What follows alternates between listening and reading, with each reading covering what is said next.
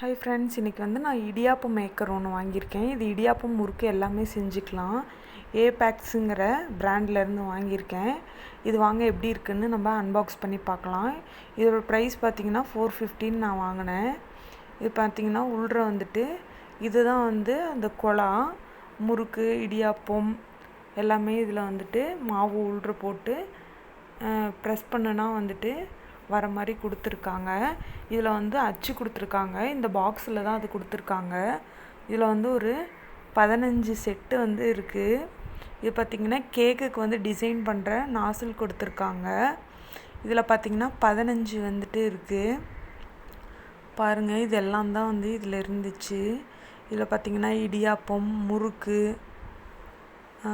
பக்கோடா போடுறது, இன்னும் நிறைய டிசைன்லாம் கொடுத்துருக்காங்க. இதை நான் இன்னும் யூஸ் பண்ணி பார்க்கல. யூஸ் பண்ணி பார்த்துட்டு நான் உங்களுக்கு எப்படி இருக்குன்னு சொல்கிறேன்.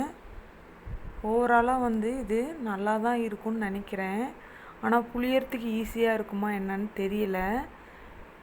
நான் ட்ரை பண்ணி பார்த்துட்டு சொல்கிறேன். அடுத்து பார்த்திங்கன்னா கேக் டிசைன் பண்ணுறது கொடுத்துருக்காங்க. இது யூஸ் பண்ணிவிட்டு நான் எப்படி இருக்குன்னு ரிவ்யூ சொல்கிறேன். இதை பற்றினது எல்லாமே இதுக்கு பேக் சைடே கொடுத்துருக்காங்க. பாய் ஃப்ரெண்ட்ஸ், அடுத்த வீடியோவில் பார்க்கலாம்.